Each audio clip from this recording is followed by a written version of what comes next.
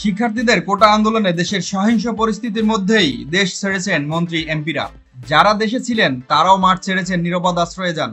এ নিয়ে আওয়ামী লীগ ও তার সমর্থক বুদ্ধিজীবীদের মধ্যে উদ্বেগ বাড়ছে।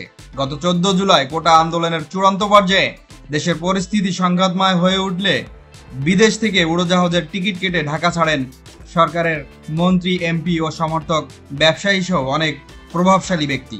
তারা যুক্তরাষ্ট্র, যুক্তরাজ্য, Canada, Singapore, Australia, Bharat, Thailand, চীন ও দুবাই পাড়ি জমান। তবে বিদেশে অবস্থান করা দুই একজন এ সময় দেশে ফিরেছেন। দেশের টালমাটাল পরিস্থিতির মধ্যে মন্ত্রী, এমপিদের বিদেশ যাত্রা নিয়ে সরকারি দলের মধ্যে ব্যাপক প্রতিক্রিয়া রয়েছে। কোটা আন্দোলন ঘিরে চারদিকে সহিংসতা ছড়িয়ে পড়লে 15 জুলাই মধ্যরাতে দেশ ছাড়েন সাবেক অর্থমন্ত্রী আহমদ মুস্তফা কামাল এমপি। পরিবারের 5 সদস্যকে নিয়ে তিনি এমিরেটস এয়ারলাইন্সের একটি ফ্লাইটে লন্ডনের উদ্দেশ্যে ঢাকা ছাড়েন। একদিন পর 16 জুলাই লন্ডন যান মিরপুরের এমপি ইলিয়াস মোল্লা। পরে পরিস্থিতি বুঝে 26 জুলাই দেশে ফিরেছেন তিনি।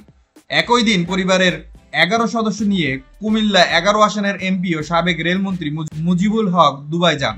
ইমিগ্রেশন সূত্র জানায়, প্রাথমিক ও গণশিক্ষা মন্ত্রণালয়ের প্রতিমন্ত্রী অধ্যাপক রুমানা আলী 16 জুলাই পরিবারের 4 সদস্য নিয়ে মালয়েশিয়া যান। এদিন আরও 2 এমপি দেশ ছাড়েন। ময়মনসিংহ 8 আসনের এমপি মাহমুদ হাসান সুমন পরিবারের 4 সদস্য নিয়ে গেছেন সিঙ্গাপুরে। কুমিল্লা 8 আসনের এমপি আবু জাফর মোহাম্মদ শফি উদ্দিন গেছেন চীন। 17 জুলাই অস্ট্রেলিয়ায় পরিবারের কাছে যান চট্টগ্রাম 1 আসনের এমপি মাহবুবুর রহমান। সাবেক স্বাস্থ্যমন্ত্রী আফমা রুহুল হক এমপি 18 জুলাই পরিবার নিয়ে যান সিঙ্গাপুরে। চাঁদপুর 4 আসনের এমপি শফিকুর রহমান 18 জুলাই স্ত্রীসহ মার্কিন যুক্তরাষ্ট্রে পাড়ি জমান। তবে এ সময় ঢাকা 5 আসনের আওয়ামী লীগের স্বতন্ত্র এমপি মশিউর রহমান মোল্লা সজল ভারত সফরে ছিলেন। পরিবেশ, বন ও জলবায়ু পরিবর্তন মন্ত্রী সাবের হোসেন চৌধুরী 17 জুলাই আমেরিকা থেকে দেশে ফেরেন। ভোলা 4 আসনের এমপি আবদুল্লাহ আল ইসলাম জ্যাকব দুবাই গেছেন পরিস্থিতি শান্ত হওয়ার পর 27 জুলাই। সাবেক পররাষ্ট্রমন্ত্রী এ কে আব্দুল মোমেন এমপি ছিলেন আমেরিকায়, তিনি ফিরে আসেন 28 জুলাই। ভোলা 3 আসনের এমপি নুরুন্নবী চৌধুরী শাওন সস্ত্রীক থাইল্যান্ড থেকে দেশে ফিরেছেন গত 26 জুলাই। যশোর 3 আসনের এমপি কাজী নাবিল আহমেদ তার পরিবারের 1 সদস্য সহ ভারত যান 29 জুলাই।